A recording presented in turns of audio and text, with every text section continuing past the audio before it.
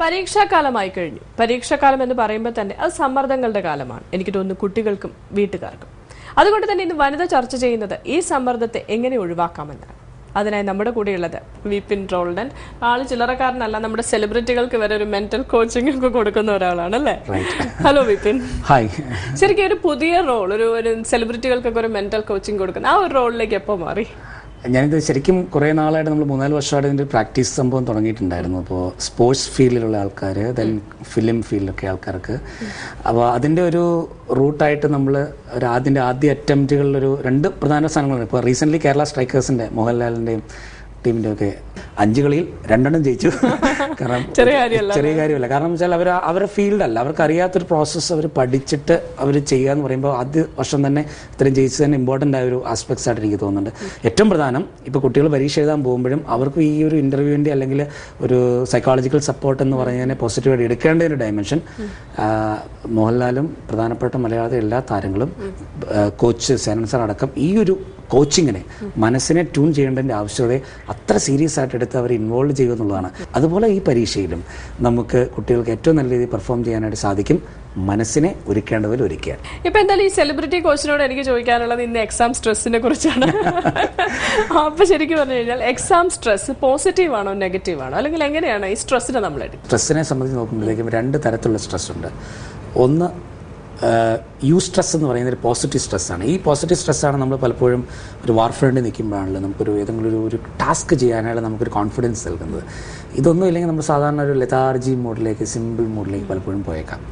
രണ്ടാമത്തെ സ്ട്രെസ്സ് ഡിസ്ട്രെസ്സാണ്. അതായത് എനിക്ക് ആ ഇഷ്യൂ, പരീക്ഷ ആയിക്കോട്ടെ മറ്റെന്തായിക്കോട്ടെ, അതെനിക്കൊരു പ്രോബ്ലം ക്രിയേറ്റ് ചെയ്ത് കഴിഞ്ഞു, ഇത് എന്നെ പെർഫോം ചെയ്യാൻ അനുവദിക്കുന്നില്ല, രാവിലെ എണീക്കാൻ പറ്റുന്നില്ല, ക്ഷീണം നൽകുന്നു. അപ്പോൾ ഇങ്ങനെ നോക്കുമ്പോഴത്തേക്കും സ്ട്രെസ്സ് നല്ലതാണെന്ന് ചോദിക്കുകയാണെങ്കിൽ ആ നല്ല സ്ട്രെസ് എന്ന് പറയുന്ന സംഭവം അത് പോസിറ്റീവ് സ്ട്രെസ്സ്, സ്ട്രെസ് എന്ന് പറയും. ഇത് നമുക്ക് വേണം. എങ്കിൽ മാത്രമേ ഒരു ടാസ്ക് നമുക്ക് ശരിയായ രീതിയിലേക്ക് പ്രൊസീഡ് ചെയ്ത് ഒരു പവർഫുള്ളായിട്ട് പ്രൊസീഡ് ചെയ്ത് പോകാനായിട്ട് പറ്റൂ. എന്നാൽ മറ്റേ സംഭവം ഡിസ്ട്രെസ്, തളർത്തുന്ന, നെഗറ്റീവ് ആക്കുന്ന, ഉള്ള ആത്മവിശ്വാസത്തോടെ തകർത്ത് കളയുന്ന ഒരു സംഭവമാണ് നിങ്ങളുടെ സ്ട്രെസ് എങ്കിൽ അത് നെഗറ്റീവ് സ്ട്രെസ്സാണ്, അത് വേണ്ട. ഈ നെഗറ്റീവ് സ്ട്രെസ്സിനെ എങ്ങനെ നമുക്ക് പോസിറ്റീവായിട്ട് മാറ്റിയെടുക്കാം? സിമ്പിളായിട്ട് കൺവേർട്ട് ചെയ്യുക എന്ന് വെച്ചാൽ ആ നെഗറ്റീവിന് ഭാഗത്തൊരു വരയിടുക, പ്ലസ് ദാറ്റ് ഇസ് പോസിറ്റീവ്. നമുക്ക് വളരെ സിമ്പിളായിട്ടുള്ള സ്ട്രാറ്റജികൾ എന്ന് പറഞ്ഞു കഴിഞ്ഞാൽ, ഒന്ന് മനസ്സിനോട് കുട്ടി ആദ്യം പറയാനായിട്ട്, ഇത് കേട്ടിരിക്കുന്ന കുട്ടികളും പേരൻസും ഉണ്ടെങ്കിലും പറയേണ്ട സംഭവത്തിലേ ഉള്ളൂ, നമുക്ക് 10 ദിവസമുണ്ട്. വേണമെങ്കിൽ പഠനമുറിയിൽ മുമ്പിൽ ഇങ്ങനെ എഴുതി വെക്കാം, എനിക്ക് ഇനിയും 10 ദിവസവും കൂടി ഉണ്ട്, ഇനിയും 9 ദിവസം കൂടി ഉണ്ട്. ഇത് നൽകുന്നൊരു പോസിറ്റീവ് എനർജി, തോട്ടിനെ വളരെ കൃത്യം. ഇത് ആദ്യത്തെ ലെവൽ ബേസ് ചെയ്ത് വെക്കുന്നത് നല്ലതാണ്.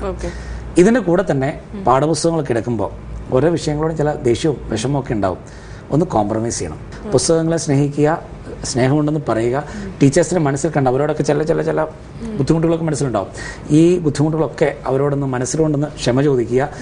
ദെൻ എനിക്കിത് പഠിക്കാൻ പറ്റും എന്നുള്ള രീതിയിലേക്ക് ഒന്ന് പ്രൊസീഡ് ചെയ്യുക. തുടങ്ങിയ കാര്യങ്ങളൊക്കെ ഇതിനകത്തുണ്ട്. പേരൻസ് കൂടെ ചെയ്യേണ്ടത്, നീ പഠിച്ചോടാ ചോദിക്കരുത്. എപ്പോഴും ചോദിക്കും സ്വഭാവമായിട്ട്, കഴിഞ്ഞോ നീ പഠിച്ചു കഴിഞ്ഞോ, പുറത്ത് ശബ്ദം കേട്ട് കഴിഞ്ഞാൽ അവിടെ തേങ്ങ ഇടുന്നുണ്ട്, അല്ലെങ്കിൽ വണ്ടി പാർക്ക് ചെയ്യുന്നോ നീ നോക്കണ്ട, നീ പഠിച്ചോ ചോദിക്കരുത്. എപ്പോഴും പഠിക്കേ എന്ന് പറഞ്ഞു കഴിഞ്ഞാൽ അവൻ പഠിക്കത്തൊന്നുമില്ല. പക്ഷേ നിനക്കിനി പറ്റും കേട്ടോ, ഇനിയും ദിവസമുണ്ട്, നീ ഒന്ന് നോക്കി, ഉച്ചവൻ കൊച്ചോട് നല്ലതാണ്, നീ അങ്ങനെ ചെയ്യുക, അല്ല രാവിലെ കുറച്ച് നല്ലതാണ്, നീ അങ്ങനെ ഇരിക്കുക. ഒന്ന് പാറ്റിങ്, ഒരു ചെറിയൊരു പാമ്പറിങ് മെത്തേഡ് ഈ സമയത്ത് വരും. എന്ന് വെച്ച് അമ്മ ഞാൻ ഫുൾ ടൈം ഉറങ്ങിക്കോട്ടെ എന്ന് കുട്ടി കൂടെ പറഞ്ഞിട്ടുണ്ടെങ്കിൽ അവന് സ്വാഭാവികമായിട്ടും ജയിക്കാൻ പോകുന്നത് അമ്മയ്ക്കും അറിയാം, നമുക്കും അറിയാം. പക്ഷേ അവന് ചിലരെല്ലാം പഠിച്ച ആൾക്കാരും അങ്ങനെ പറഞ്ഞെന്നിരിക്കാം. ഏതായാലും ഒരു മോട്ടിവേറ്റിംഗ് മൂഡ് ക്രിയേറ്റ് ചെയ്യുക, അത് മതി. ഇപ്പൊ വിപിൻ പറഞ്ഞ പോലെ തന്നെ ഓരോ കുട്ടികളിലും വ്യത്യാസം ഉണ്ടാകും, അവരുടെ ഒരു ആത്മവിശ്വാസത്തിന്റെ ലെവലിലും ഒക്കെ തന്നെ. അപ്പോൾ എങ്ങനെയാണ് ഓരോ കുട്ടികളെയും നമ്മൾ എക്സാമിന് വേണ്ടി പ്രിപ്പയർ ചെയ്യേണ്ടത്? Very simple. നമുക്ക് ഇതിനകത്ത് ചെയ്യേണ്ട ഒരു പ്രോസസ്സ് എന്ന് പറഞ്ഞാൽ, കുട്ടിയുടെ ഒരു നേച്ചർ അത് നമ്മൾ അറിഞ്ഞിരിക്കണം. ആ കുട്ടിയുടെ നേച്ചർ എന്ന് പറഞ്ഞാൽ, ഇവനെ ചിലപ്പോൾ നമ്മൾ കൂടെ നിന്ന് മോനെ തേനെ പാനെ എങ്ങനെ വളർത്തിയ വെച്ചാണെങ്കിൽ ഒരു സുപ്രഭാതത്തിൽ നീ വേണേ പഠിച്ചാൽ എന്ന് പറഞ്ഞു കഴിഞ്ഞാൽ അവൻ ചിലപ്പോൾ വിട്ടുപോകണം. ഒരിക്കലും മോട്ടിവേറ്റ് ചെയ്തിട്ടില്ലാതെ കൊച്ചിനടുത്ത് പെട്ടെന്നൊരു ദിവസം വാ നിന്നെ ഞാനൊന്ന് മോട്ടിവേറ്റ് ചെയ്തേക്കാം എന്ന് പറഞ്ഞ് പേരൻസ് ചെന്നാലും പ്രോബ്ലം വരും. അവനറിയാം, അവൻ്റെ നേച്ചർ അച്ഛനും അമ്മയ്ക്ക് അറിയാം. ഇനി അച്ഛനും അമ്മയ്ക്ക് അവൻ്റെ നേച്ചർ അറിയില്ലെങ്കിൽ ആദ്യം സ്വന്തം അച്ഛനും അമ്മയും സ്വന്തം നേച്ചറും തിരിച്ചറിയാം. ചൊറിയുന്ന സ്വഭാവം അല്ലെങ്കിൽ ഒന്ന് മാറ്റുന്ന സ്വഭാവം ഉണ്ടെങ്കിൽ അതൊന്ന് അഡ്ജസ്റ്റ് ചെയ്തിട്ട് മോട്ടിവേറ്റിംഗ് ആണ്, സപ്പോർട്ടിംഗ് ആണ്. നമ്മുടെ പ്രസൻസ് അവർക്ക് പയ്യനെ അല്ലെങ്കിൽ മോൾക്ക് ഇഷ്ടപ്പെടുന്നുണ്ടെന്നുള്ള ഉറപ്പുവരുത്തുക. ഇല്ലെങ്കിൽ കുറച്ച് സമയത്തേക്ക് നമ്മൾ ഇടപെടാതിരിക്കുന്നതാണ് നന്നായിട്ട് പഠിക്കാൻ നല്ലത്. എങ്കിലും തീർച്ചയായിട്ടും നമ്മുടെ ഒരു സപ്പോർട്ട്, നീ പഠിക്കും ചെയ്തോളും കേട്ടോ, അച്ഛൻ പ്രാർത്ഥിക്കുന്നുണ്ട്, അമ്മ പ്രാർത്ഥിക്കുന്നുണ്ട് എന്നൊക്കെ പറഞ്ഞ കമൻറ്റുകളും ചിലർക്ക് പ്രാർത്ഥിക്കുന്നുണ്ടെന്ന് പറയുമ്പോൾ ഭയങ്കര ടെൻഷൻ വരും. അതും നോക്കണം. അവൻ്റെ നേച്ചർ എന്ന് അറിഞ്ഞിട്ട് ആ രീതിയിൽ മൂവ് ചെയ്യുക. അതുപോലെ തന്നെ ഇനിയിപ്പോ നമ്മുടെ മുന്നിൽ 10 ദിവസമുണ്ട്, അല്ലെങ്കിൽ 7, 8, 9 എന്തെങ്കിലും എത്രയും ദിവസങ്ങളുണ്ട്. ആ ദിവസങ്ങളിൽ ഒരു ദിവസത്തെ ഷെഡ്യൂൾ ചെയ്യാൻ പറഞ്ഞാൽ എങ്ങനെയായിരിക്കും വിപിൻ ഷെഡ്യൂൾ ചെയ്യുക കുട്ടികൾ? രാവിലെ മുതൽ വൈകിട്ട് വരെ ഏതൊക്കെ രീതിയിലാണ് എൻ്റെ ടൈം കളയുന്നത് നോക്കുക. ടൈം വേസ്റ്റേഴ്സ് എന്ന് പറയും സിംപ്ലി. ഇതിന് വലിയ സൈക്കോളജിക്കൽ ആസ്പെക്ട്സ് ഒന്നുമില്ല, വളരെ പ്രാക്ടിക്കൽ സംഭവം എന്നുള്ളൂ. ടൈം വേസ്റ്റേഴ്സ് ഐഡൻറ്റിഫൈ ചെയ്ത് കഴിഞ്ഞാൽ നമുക്ക് ഒന്ന് രാവിലെ ഷെഡ്യൂൾ ചെയ്യേണ്ടത് മോൾക്ക് ഏറ്റവും കൂടുതൽ കംഫർട്ടബിൾ ആയ ടൈം ഏതാണ് കൂടുതൽ പഠിക്കാൻ, ആ സമയത്ത് ഏറ്റവും ഡിഫിക്കൽട്ട് ടോപ്പിക്ക് നമ്മൾ റെഡിയാക്കി ഇടുക. ചുരുക്കി പറഞ്ഞു കഴിഞ്ഞാൽ സെറ്റ് ചെയ്യേണ്ട കാര്യങ്ങൾ ഇതുള്ളൂ. നമുക്ക് എപ്പോൾ എണീക്കണം എന്നുള്ള കാര്യം തലേ ദിവസം തന്നെ പ്ലാൻ ചെയ്യാം. അപ്പോൾ അതനുസരിച്ച് എപ്പോൾ ഉറങ്ങണം എന്നുള്ള പ്ലാനിങ് ആവും. മിനിമം 6-6.5 മണിക്കൂർ കുട്ടി ഉറങ്ങണം. പരീക്ഷക്കാലമാണെന്ന് വിചാരിച്ച് കൂടുതൽ തലയിലേക്ക് കയറിക്കോട്ടെ എന്ന് വിചാരിച്ചിട്ട് 2.5 മണിക്കൂർ 3 മണിക്കൂർ ഉറങ്ങുന്ന പ്രിയ കൂട്ടുകാർ, അവരുടെ അമ്മമാർ, അച്ഛന്മാരെന്ന് ശ്രദ്ധിക്കേണ്ടത് കൊച്ചൊരു 6 മണിക്കൂറെങ്കിലും മിനിമം ഉറങ്ങിയിരിക്കണം. 6-6.5 മണിക്കൂർ. ഈ ഉറക്കം വരുമ്പോൾ തലേദിവസം എപ്പോൾ കിടന്നാലാണ് രാവിലെ 5 മണിക്ക് എണീക്കണമെങ്കിൽ അതനുസരിച്ച് സെറ്റ് ചെയ്യണം. 4 മണിക്കാണ് അതനുസരിച്ച് ഉറങ്ങിക്കണം. അപ്പോൾ അതനുസരിച്ച് ഷെഡ്യൂൾ ചെയ്തിട്ട് ഓരോ ടൈമിങ്ങിന് എത്ര സമയം ഏതൊക്കെ എപ്പോൾ ചെയ്യുക. ബ്രേക്ക്ഫാസ്റ്റ് നോർമൽ ടൈമാണ്, അല്ല ബ്രേക്ക്ഫാസ്റ്റ് ഉണ്ടെങ്കിൽ ആ ടൈമിലേക്ക് ബ്രേക്ക്ഫാസ്റ്റ് തന്നെ മോൻ്റെ ഷെഡ്യൂളിൽ വരുന്നതാണ്. അപ്പോൾ രാവിലെ മുതലുള്ള ഓരോ ഷെഡ്യൂളിൽ ഇവൻ ബ്രഷിങ് മുതൽ കുളി ഉണ്ടെങ്കിൽ അതടക്കമുള്ള ഓരോ പ്രോസസ്സിലും ബോഡിയൊക്കെ ഹൈജീൻ ആണെന്നുള്ളതാണ്. ഇങ്ങനെ നമുക്ക് TV കാണണമെങ്കിൽ അവനെ മോനെ ഇഷ്ടപ്പെട്ട ഏതെങ്കിലും ഒരു പ്രോഗ്രാം, അല്ലെങ്കിൽ മോൾക്ക് ഇഷ്ടപ്പെട്ട ഏതെങ്കിലും പ്രോഗ്രാം, കമ്പ്യൂട്ടറിൽ കുറച്ച് ഗെയിമൊക്കെ ചെയ്യുമ്പോൾ റിലാക്സ്ഡ് ആകുന്നുണ്ടെങ്കിൽ അതിൻ്റെ 1.5 മണിക്കൂർ ആയിക്കോട്ടെ, 15 മിനിറ്റ്സ് ആയിക്കോട്ടെ, കുഴപ്പമില്ല. ഇങ്ങനെ എല്ലാ റിസോഴ്സുകളെയും കൂടെ കൂട്ടിയിട്ട് ഒരു working plan, 10 days working plan or 9 days working plan ഉണ്ടാക്കിയിട്ട് അതൊന്ന് ഫോളോ ചെയ്യാൻ ശ്രമിച്ചു കഴിഞ്ഞാൽ അതിന് അതിലൊരു 80% വേണ്ട, ഒരു 70% നമുക്ക് പ്രാക്ടീസ് ചെയ്യാൻ പറ്റും. കുറേ സമയം അങ്ങോട്ടും ഇങ്ങോട്ടൊക്കെ പോയെന്നിരിക്കും. അപ്പോൾ പഠനത്തിനുള്ള ടൈം ഓരോ വിഷയത്തിനും സെറ്റ് ചെയ്യുമ്പോൾ ഒറ്റയടിക്ക് 2.5 മണിക്കൂർ എന്നൊക്കെ രീതിയിലും കിട്ടുകളയരുത്. നമുക്ക് ഏറ്റവും ഡിഫിക്കൽട്ടായ ടൈം, ഏറ്റവും കംഫർട്ടബിൾ ആയൊരു നമ്മുടെ ഡേയിൽ അല്ലെങ്കിൽ ആ ടൈമിൽ ഏതെങ്കിലും ക്രമീകരിക്കുക. അതിൽ തന്നെ ഒരു ചില ആൾക്കാർക്ക് 20-25 മിനിറ്റ്സ് കഴിയുമ്പോഴത്തേക്കും ശ്രദ്ധ പോകുമെങ്കിൽ ഒരു 5 മിനിറ്റ് നോർമൽ ബ്രേക്ക്. ആ സമയത്ത് ഓടിപ്പോയി TV ഒന്നും വെക്കരുത്, ഒന്ന് എഴുന്നേറ്റ് നടക്കുക. ചിലപ്പോൾ 40 മിനിറ്റ്സ് ഒക്കെ ചിലർക്ക് ഒറ്റ സ്ട്രെച്ച് പറ്റും. ചില കുട്ടികൾക്ക് ഒരു ടൈം, ചിലർക്ക് ഒറ്റ സ്ട്രെച്ച് 1 hour പറ്റും. Ideal 20-25 to half an hour. 40 മിനിറ്റ്സും കുഴപ്പമില്ല. 45 മിനിറ്റ്സിലേക്ക് പോകുന്നതിന് മുമ്പ് ഒരു 5 മിനിറ്റ്സ് ബ്രേക്ക്, തിരിച്ചു വന്ന് ബോഡിയൊക്കെ ഒന്ന് സ്ട്രെച്ച് ചെയ്ത് ഇടയ്ക്ക് നന്നായിട്ട് വെള്ളം കുടിക്കണം. അപ്പോൾ ഉറക്കം തരുന്ന രീതിയിലുള്ള സവാള, ഉരുളക്കിഴങ്ങ്, പൊട്ടറ്റോസ് സാധനങ്ങളെല്ലാം ഒന്ന് ഒഴിവാക്കുക. ലൈക്ക് അങ്ങനെ ഒന്ന് ഷെഡ്യൂൾ ചെയ്ത് പഠിക്കാനിരിക്കുക. ഇപ്പം വിപിൻ പലപ്പോഴായിട്ട് പറയുന്ന ഒരു കാര്യമുണ്ട്, ഇതെല്ലാം ഈ എഴുതി ഒട്ടിച്ച് വെക്കുക എന്നൊരു പ്രാധാന്യം പലപ്പോഴായിട്ട് ആവർത്തിച്ച് പറയുന്നത്. അപ്പോൾ ശരിക്കും എനിക്ക് പറ്റും ഇങ്ങനെ എഴുതി ഒട്ടിച്ച് വെക്കുമ്പോൾ അതെങ്ങനെയാണ് ബ്രെയിനിലേക്ക് എത്തപ്പെടുന്നത്? കാണുന്നത് അനുകരിക്കാനുള്ള ടെൻഡൻസി നമുക്കുണ്ട്. ഫോട്ടോഗ്രാഫിക് മെമ്മറി പോലെയാണ്. അവിടെ നമ്മൾ പറയുമ്പോഴത്തേക്കും പഴയൊരു ഫിലിം ഉണ്ടല്ലോ, ഗജനി ഫിലിം. ഈ ഗജനി ഫിലിമിൽ തമിഴിലും ഹിന്ദിയിലും ഹിറ്റായ ഒരു പടമാണ്. അതിൽ സൂര്യയുടെയും അമീർ ഖാൻ്റെ റോളുകളിൽ ഒരു 15 മിനിറ്റ് കഴിയുമ്പോഴത്തേക്കും മെമ്മറി ലോസ് എന്ന് പറഞ്ഞിട്ട് ഷോർട്ട് ടൈം മെമ്മറി ലോസ് എന്നൊരു ക്യാരക്ടർ വരിക. ഇതേപോലെ നമ്മളും കുറച്ചും മറന്നുപോകും. മനുഷ്യന് പഞ്ചേന്ദ്രിയങ്ങൾ വഴിയായിട്ട് കാണുകയും കേൾക്കുകയും ചെയ്യുന്ന വഴിയായിട്ട് ധാരാളം ഇൻഫർമേഷൻസ് മനസ്സിലേക്ക് കയറുകയാണ്. ഒരു ഇൻഫർമേഷൻ തൊട്ട് മുമ്പുള്ള ഇൻഫർമേഷനെ മറച്ചു കളഞ്ഞേക്കാം. എപ്പോഴാണ് ഊർജ്ജം മനസ്സിലേക്ക് വരിക, മോട്ടിവേഷൻ എന്ന് പറയും, ആ ഓൺ ദ സ്പോട്ടിൽ തന്നെ ഞാൻ ചെയ്യേണ്ട കാര്യങ്ങളെല്ലാം റെഡിയാക്കി കഴിഞ്ഞാൽ എൻ്റെ ബ്രെയിൻ അതിലേക്ക് പ്രിപ്പയർഡ് ആയി കഴിക്കും.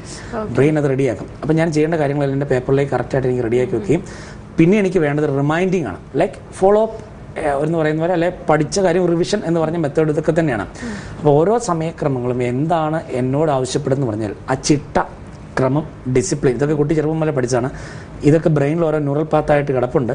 അപ്പം നമ്മൾ ഈ ഓർഡർ എഴുതി വെച്ചാൽ എന്താ ഗുണം, ആ ഓർഡർ ആകുമ്പോഴത്തേക്ക് നമുക്ക് ചെയ്യാനുള്ളൊരു പ്രിപ്പയർഡ്നെസ് അല്ലെങ്കിൽ ഒരു അലേർട്ട്നെസ് കയറി വരുമ്പോൾ ഓട്ടോമാറ്റിക്കലി നമ്മുടെ ലേസിനെസ് അങ്ങ് മാറും. ഇപ്പൊ ഇത്തരത്തിൽ സ്ട്രെസ്സിലായ ഒരു കുട്ടിക്ക് എങ്ങനെയാണ് റിലാക്സ് ചെയ്യാനുള്ള ടെക്നിക്സ് പ്രത്യേകിച്ച് നമുക്ക് വീട്ടിൽ ചെയ്യാൻ സാധിക്കുന്നത്? സിമ്പിൾ. നമുക്ക് റിലാക്സേഷൻ നത്തിങ് വേണം. നമ്മുടെ ടെൻഷൻ പിടിച്ച മൈൻഡിൽ നിന്ന് നമ്മൾ മനസ്സിനെ കുറച്ച് നേരത്തേക്ക് നിശബ്ദമാക്കുക എന്നുള്ളൂ. വീട്ടിലിരിക്കുകയാണെങ്കിൽ അവിടെ ഒരു ഫാൻ കറങ്ങുന്നുണ്ടാവും. നിങ്ങളൊരു കസേരയിൽ നിവർന്നിരിക്കുക, നട്ടൽ നിവർത്തിയിരിക്കുക, കാലുകൾ തറയിൽ ശാന്തമായിട്ട് വെക്കുക, കൈകൾ ക്രോസ് ചെയ്യാതെ കാല് ക്രോസ് ചെയ്തിരിക്കുക, അല്പം ഒന്ന് കണ്ണടയ്ക്കുക. അല്പമല്ല, നന്നായിട്ട് കണ്ണടച്ചോട്ടെ. ഫാനാണെങ്കിൽ ഫാൻ, AC ആണെങ്കിൽ AC. ഏറ്റവും ബെസ്റ്റ് ഒരു ഫാൻ കറങ്ങുന്ന ശബ്ദം അല്ലെ കാറ്റടിക്കുന്ന ശബ്ദത്തിലേക്ക് ഇട്ട് ശാന്തമായിട്ടിരിക്കുക. കുട്ടി പിന്നെ ചെയ്യേണ്ടത് സ്വന്തം ശ്വാസോച്ഛ്വാസത്തിൽ നോക്കുക. Breathe in and breathe out എങ്ങനെ പോകുന്നു നോക്കുക. പതിയെ ഒരു 3 മുതൽ 5 തവണ വരെ കുട്ടിയുടെ അനുസരിച്ച് ശ്വാസം ദീർഘമായിട്ടൊന്ന് ഉള്ളിലേക്ക് എടുക്കുക, ചെറുതായിട്ടൊന്ന് ഹോൾഡ് ചെയ്യുക. എടുത്തതിനേക്കാളും കൂടുതൽ സമയമെടുത്ത് ശ്വാസം പുറത്തേക്ക് വിടുക. എടുക്കുമ്പോൾ ചെസ്റ്റ് ആയിരിക്കരുത് നിറയുന്നത്, വയറ് നിറയുന്നു എന്ന് ഫീൽ ചെയ്യുക. എന്ന് വെച്ചാൽ ബലൂൺ നിറയുന്ന പോലെ കണ്ണടച്ച് വയറ് നിറയുന്നു എന്നുള്ള ഫീലിങ്ങിൽ ശ്വാസം ദീർഘമായിട്ട് എടുക്കുക, ദീർഘമായിട്ട് പുറത്തേക്ക് വിടുക. അതിനുശേഷം വീണ്ടും നോർമൽ ബ്രീത്തിങ്ങിലൊന്ന് ശ്രദ്ധിച്ചിരിക്കുക. മനസ്സിലൊരു 3 തവണ പറയുക റിലാക്സ് എന്ന് വാക്ക്. നീട്ടി വേണേൽ പറയാം നമുക്കിനെ റിലാക്സ് എന്ന് പറയാം. സ്വന്തമായിട്ട് രീതി പറയാം. ഇനിയിപ്പോൾ ടോണൊന്നും കിട്ടിയാലും കുഴപ്പമില്ല, ഈ വാക്ക് ബ്രെയിൻ മനസ്സിലാക്കും, ഓട്ടോമാറ്റിക്കലി ശരിയും. റിലാക്സ് എന്ന വാക്ക് ഒരു 3 തവണ 3-4 തവണ പറഞ്ഞ് 1-2 മിനിറ്റ് ശാന്തമായിട്ടിരുന്ന് പതിയെ കണ്ണ് തുറന്ന് എണീറ്റിട്ട് കൈയൊന്ന് കൂട്ടിത്തിരമി കണ്ണുകളിലും കവിളുകളിലും ദേഹത്ത് മൊത്തം ഒന്ന് എനർജി ഒന്ന് കൊടുത്ത് ബോഡി ഒന്ന് സ്ട്രെച്ച് ചെയ്ത് ഒന്ന് തിരിച്ചു വരാം. ഇങ്ങനൊരു മെത്തേഡ്. ഇനി ഇതിൻ്റെ കൂടെ റിലാക്സിൻ്റെ കൂടെ തന്നെ വേണം മനസ്സിൽ പറയാം, ഐ എം റിലാക്സ്ഡ്, എനിക്ക് പറ്റും, ഞാൻ നേടാൻ പോകുന്നു, എനിക്ക് യാതൊരു ടെൻഷൻസും ഇനി മുതൽ ഉണ്ടാവില്ല, അല്ല എൻ്റെ ടെൻഷൻസ് കുറയുന്നു, ഐ എം റിലാക്സ്ഡ് എന്നുള്ള വാക്കുകളൊക്കെ ഉപയോഗിക്കുക. ഇത് ഒരു ഓട്ടോ സജഷനായിട്ട് സെൽഫ് മോട്ടിവേഷൻ റിസൾട്ടും ക്രിയേറ്റ് ചെയ്യും. ഇതിൻ്റെ കൂടെ തന്നെ ഇതേ സാധനം അപ്ലൈ ചെയ്തിട്ട് എനിക്ക് കൂടുതൽ മാർക്ക് വാങ്ങാം എന്ന രീതിയിലൊക്കെ പറയാം. ഇതിൻ്റെ ഡീറ്റെയിൽ പ്രൊസീജിയറാണ് നമ്മൾ സൈക്കോളജിക്കൽ പ്രോസസ്സ് നമ്മൾ ചെയ്യുക. സിമ്പിളായിട്ട് ഒരു 5 മിനിറ്റ് കൊണ്ട് ചെയ്യാം. പരീക്ഷാ ഹാളിൽ വന്നാലും 5 മിനിറ്റ് എടുക്കണ്ട, 1 മിനിറ്റ് അല്പം ഒന്ന് കണ്ണടച്ചിരിക്കുക, മനസ്സിനോട് പറയുക റിലാക്സ്, എന്തിനകത്ത് ടെൻഷൻ അടിക്കണ്ട എന്നൊക്കെ മനസ്സിനോട് സംസാരിക്കാം, സ്വയം ഒന്ന് സംസാരിക്കാം. ഇങ്ങനെ ഈ രീതിയിലേക്ക് മനസ്സിനെ ഒന്ന് ശാന്തമാക്കി കഴിയുമ്പോഴത്തേക്കും എല്ലാം ശരിയാവും. So relax. ഈ ക്വസ്റ്റ്യൻ പേപ്പറിൽ വരുന്ന ഒരു ചോദ്യത്തിനും എന്നെ പരാജയപ്പെടുത്താൻ പറ്റില്ല. No questions can defeat me. ഞാൻ പറയുന്ന ഏറ്റവും ബെസ്റ്റ് സൈക്കോളജിസ്റ്റുകൾ പേരൻസ് തന്നെയാണ്, നന്നായിട്ട് പ്രാക്ടീസ് ചെയ്താൽ.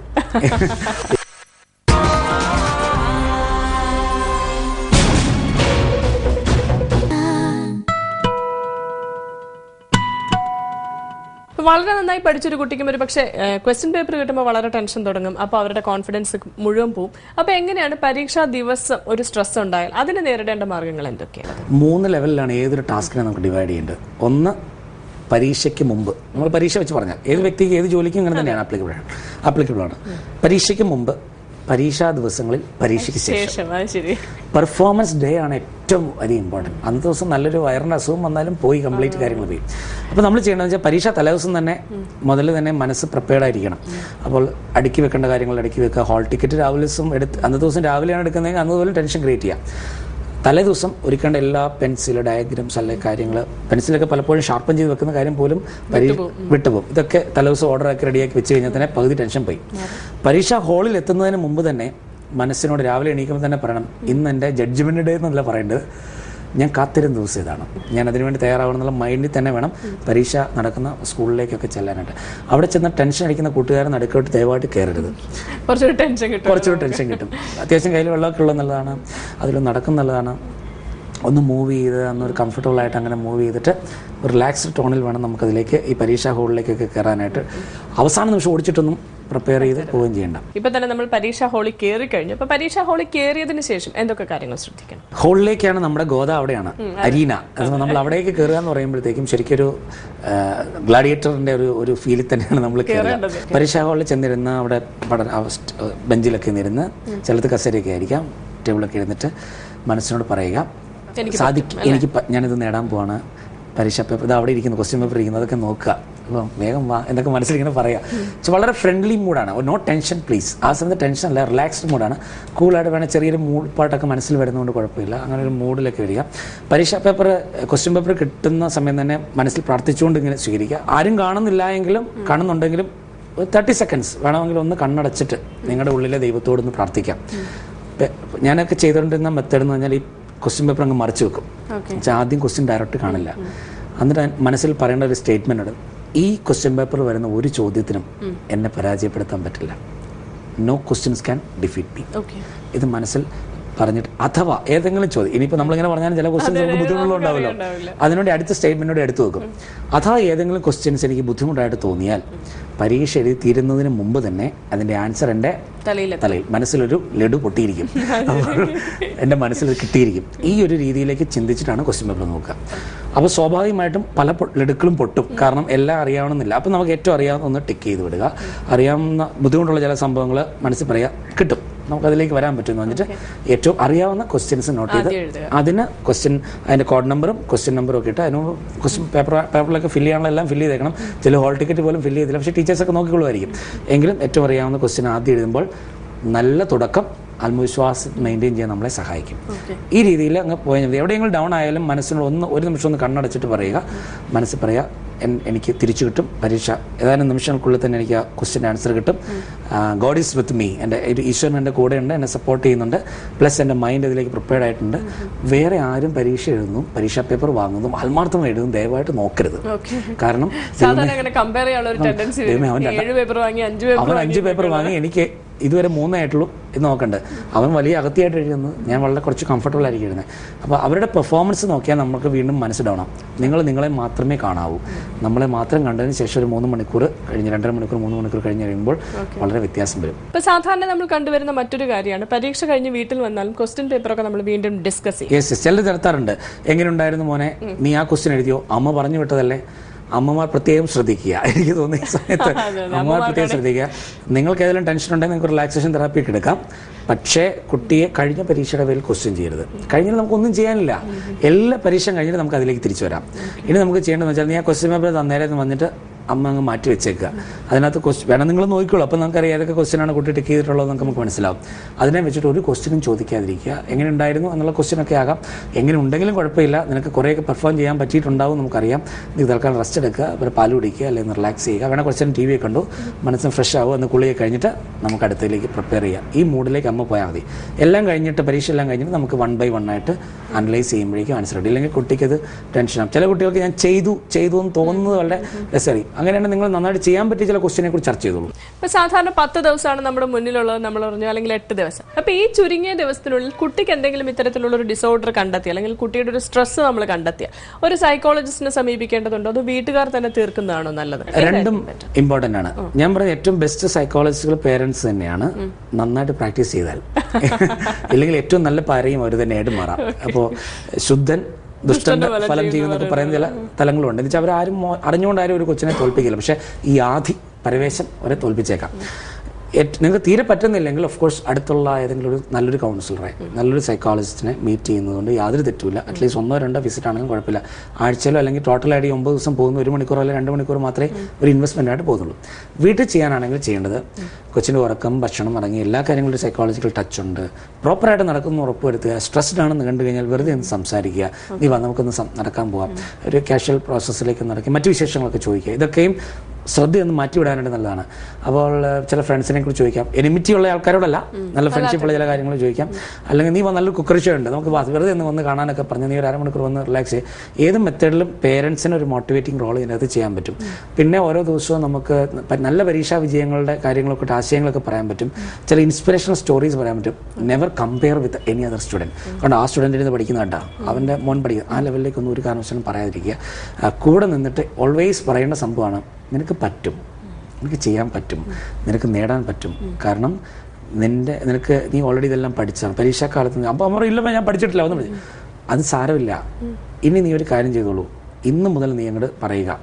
ഇന്നലകളില്ലാന്ന് വിചാരിച്ചു, ഇന്ന് മുതൽ Day 1, Day 2, Day 3, നമുക്ക് ഇനിയും 9 ദിവസമുണ്ട്, അല്ലെങ്കിൽ 10 ദിവസമുണ്ട്, അല്ലെങ്കിൽ 5 ദിവസമുണ്ട്, അല്ലെങ്കിൽ 4 ദിവസമുണ്ട്, അല്ലെങ്കിൽ 3 ദിവസമുണ്ട്, നമുക്ക് ഇനിയും 1 ദിവസമുണ്ട്, ഇനിയും 10 മണിക്കൂറുണ്ട്, ഇനി നമുക്ക് 3 മണിക്കൂറല്ലേ ഫൈനൽ റിവിഷൻ അവസാനമുണ്ട്, ഇനി നമുക്ക് 15 മിനിറ്റ് ഉണ്ട്, ഇനി നമ്മളത് പെർഫോം ചെയ്തു. ആ ലെവലിലേക്ക് ഓർക്കാനൊക്കെ ആയിട്ട് പേരൻസ് പറയുകയും, പിന്നെ പേരൻസ് തമ്മിൽ ഈ സമയങ്ങളൊക്കെ കലഹം ഉണ്ടെങ്കിൽ ദയവായിട്ട് ഒരു 10 ദിവസത്തേക്ക് ബ്രേക്ക് എടുക്കുക. വിചാരിക്കേണ്ടത് പരീക്ഷയിൽ തോറ്റതുകൊണ്ട് ജീവിതത്തിൽ തോറ്റ ആൾക്കാർ കുറവാണ്. പക്ഷേ ഞാൻ ആഗ്രഹിച്ച മാർക്ക് കിട്ടിയില്ല എന്നുള്ളത് ഒരു ഫെയിലറായിട്ട് എടുക്കേണ്ട കാര്യമില്ല. സിമ്പിളി വീഴാം നമ്മൾ നടക്കുമ്പോൾ. വീഴുന്നു എന്നുള്ളത് പരാജയമല്ല, വീണിട്ട് നമ്മൾ തിരിച്ചെണീറ്റ് വരുന്നില്ലെങ്കിൽ അത് പരാജയമാണ്. അതുകൊണ്ട് ഏതെങ്കിലും രീതിയിൽ കുട്ടിയോട് പേരൻസും പ്രഷർ ചെയ്തരുത്. ഏതെങ്കിലും രീതിയിൽ പെർഫോം ചെയ്യാൻ പറ്റിയില്ലെങ്കിലും, ഇപ്പോൾ 10ൽ പറ്റിയില്ലെങ്കിൽ 12ൽ പറ്റിയില്ല അടുത്ത എക്സാമിൽ. നമ്മൾ എത്രയോ പരീക്ഷകൾ എഴുതി കഴിഞ്ഞു. അതുകൊണ്ട് പേരൻസും കുട്ടികളോട് പറയണം, എടാ നീ തോറ്റെന്നോർത്തോ, ചില മാർക്ക് കുറഞ്ഞു പോയെന്നോർത്തോ, നീ ഇങ്ങോട്ട് വരാതിരിക്കുകയോ, നീ എന്തെങ്കിലും കടുങ്കൈ ചെയ്യുകയും ചെയ്യരുത്. നീ പരീക്ഷയിൽ നിനക്ക് ഉന്നത വിജയം കിട്ടിയാലും കിട്ടണം നമ്മൾ ആഗ്രഹിക്കുന്നു. അഥവാ കിട്ടിയില്ലെങ്കിലും ഞങ്ങൾക്ക് നിന്നോടുള്ള സ്നേഹത്തിൽ യാതൊരു കുറവും ഉണ്ടാവില്ല, നിന്നെ ഹരാസ് ചെയ്യത്തില്ല. ഒരു കുട്ടികളും ശ്രദ്ധിക്കേണ്ടത്, ഒളിച്ചോടുക, ആത്മഹത്യ ചെയ്യുക തുടങ്ങിയ സംഭവങ്ങളൊക്കെ ആർക്കും ചെയ്യാവുന്ന കാര്യമാണ്. തോക്കുന്ന അല്ലെങ്കിൽ നിർത്തിപ്പോരുക, തോക്കുക എന്ന് പറയുന്നത് പ്രത്യേകിച്ച് പഠിക്കേണ്ട കാര്യമൊന്നുമില്ല. വിജയിക്കാനാണ് നമ്മൾ പഠിക്കേണ്ടത്. അതുകൊണ്ട് ചെറിയ പരാജയങ്ങൾ വന്നാലും ഫേസ് ചെയ്യാനുള്ള ഒരു മൈൻഡ് സെറ്റ് ഉണ്ടാക്കുക. അഥവാ തീരെ പറ്റുന്നില്ലെന്ന് തോന്നിക്കഴിഞ്ഞാൽ നിങ്ങൾ ഏതെങ്കിലും അടുത്തൊരു നല്ല ഹോസ്പിറ്റലിൽ പോയിട്ട് നല്ല സൈക്കോളജിസ്റ്റിനെ കണ്ടുപോകും. അപ്പോൾ അയാൾ നിങ്ങൾക്കൊരു സപ്പോർട്ട് ഒക്കെ ആ സമയത്ത് തരും. പേരൻസിൻ്റെ കൂടെ സ്പെൻഡ് ചെയ്യൂ. മെയിനായിട്ട് എന്നെ പേരൻസ് വിധിക്കില്ല, എന്നെ ഡിഗ്രേഡ് ചെയ്യില്ല, എന്നോടുള്ള സ്നേഹം കുറയില്ല, ചേട്ടനോട് കൂടുതലാവും അല്ല അനിയനോട് കൂടുതലാവും, അങ്ങനെ വരില്ല.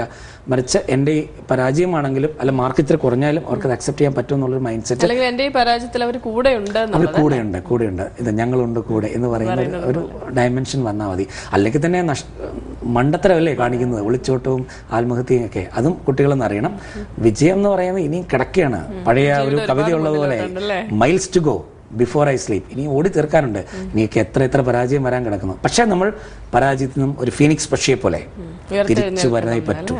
അതിനുള്ള സമയമാണ് ഈ പരീക്ഷക്കാലം. ഇപ്പൊ ഇത് കണ്ടുകൊണ്ടിരിക്കുന്ന പ്രേക്ഷകർക്കായിട്ട് അല്ലെങ്കിൽ നമ്മുടെ കുട്ടികൾക്കായിട്ട് ഒരു ടിപ്സ് എന്നുള്ള രീതിയിൽ എന്താണ് വിപിന് പറയാനുള്ളത്? നിങ്ങളുടെ മനസ്സിൽ തുറന്നു വിടാൻ പറ്റാത്ത രീതിയിൽ അടങ്ങിയിരിക്കുന്ന ഒരു ഭൂതമുണ്ട്, പോസിറ്റീവായൊരു ഭൂതം. നമുക്ക് ഏഞ്ചൽ എന്ന് വിളിക്കാം, ദാറ്റ്സ് മോർ ബെറ്റർ. ഈ ഏഞ്ചലിനോട് പറയുക, ഈ ഏഞ്ചലിനെ ശരിയായ രീതിയിൽ ഉണർത്തിയാൽ മാത്രം മതി. അതുകൊണ്ട് തന്നെ ഓരോ ദിവസവും കഴിയും തോറും ആ ദിവസത്തിന് നന്ദി പറയുക. ഇതാണ് ഒരു പ്രധാനപ്പെട്ട ഒരു ആസ്പെക്ട്സ് വരിക. ആ ഒരു ലെവലിലും നമുക്കൊരു പോസിറ്റീവായ രീതിയിലേക്ക് നന്ദി പറഞ്ഞുകൊണ്ടിരിക്കുക. ടൈം ഷെഡ്യൂൾ റെഡിയാക്കുക, മനസ്സുകൊണ്ട് ഒരിക്കലും പതറാതിരിക്കുക. അഥവാ പതറിയാലും തിരിച്ചു ഞാൻ വരുമെന്ന് മനസ്സിലാക്കുക. ഇതെല്ലാം ഈ ടിപ്സിൽ പെടുന്ന കാര്യങ്ങളാണ്. മനസ്സ് തളരാതിരിക്കട്ടെ, പെർഫോമൻസും തളരില്ല. മനസ്സ് പതറാതിരിക്കട്ടെ, പെർഫോമൻസും പതറില്ല. പുറകോട്ട് പോയാൽ തന്നെ തിരിച്ചു വരാൻ എനിക്ക് സമയമുണ്ടെന്ന് തിരിച്ചറിയുക. അതും ഒരു ടിപ്പായിട്ടിരിക്കട്ടെ. സോ നിങ്ങൾ നിങ്ങളോട് പറയുക, come back from your failure for absolute success. അപ്പൊ എന്തായാലും വിപിൻ ഈ പറഞ്ഞ കാര്യങ്ങളൊക്കെ ശ്രദ്ധിച്ചു കഴിഞ്ഞാൽ എനിക്ക് തോന്നുന്നു ഒരു പരിധി വരെ പ്രേക്ഷകർക്കും കുട്ടികൾക്കും ഒക്കെ ടെൻഷൻ കുറയ്ക്കാം. അപ്പൊ എന്തായാലും ഇത്ര നേരം വനിതയുമായി സഹകരിച്ചതിന് ഒരുപാട് താങ്ക്സ്. Thank you.